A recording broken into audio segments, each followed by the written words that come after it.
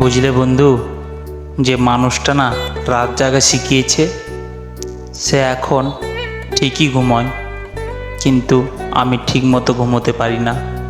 বসে আছি একা, আর সাথে আছে তোমার দেওয়া কিছু বেদনা, কিছু স্মৃতি। সেইগুলি ভেবে ভেবেই কেটে যাচ্ছে সময়গুলো। তোমার শহরে রং বেরঙের আলো, আমার না হয় অন্ধকারই ভালো।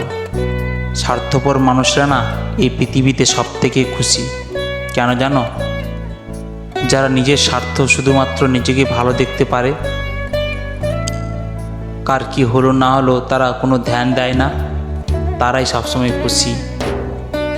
কখনো যদি মনে করো একা হয়ে গেছো তুমি, কাছের মানুষটাও দিয়েছে দুঃখ তোমায়, তবে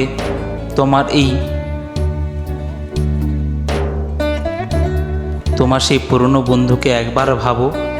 সে তোমার সুখে দুঃখে সবসময় তোমার অপেক্ষায় থাকবে। যদি কল্পনাগুলো বাস্তব হতো তাহলে বদলে যেত হাজারো জীবনের গল্প।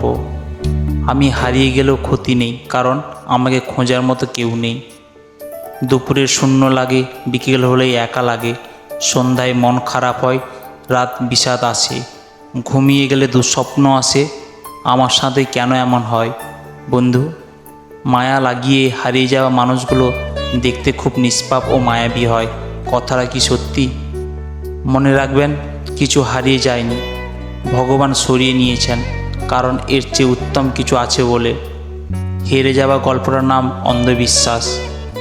মায়া তো সবার প্রতি আসে না, যার প্রতি আসে সে কখনো বুঝে না।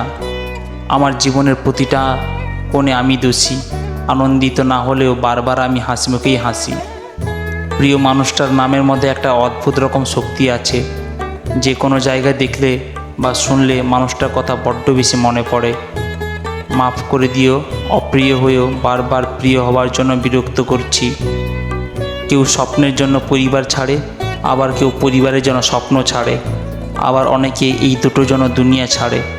কল্পনায় হাসি, আবার সেই কল্পনায় কাঁদি। এখনও সেই আগের মতোই তোমায় ভালোবাসি প্রিয়, তোমায় ভালোবাসি।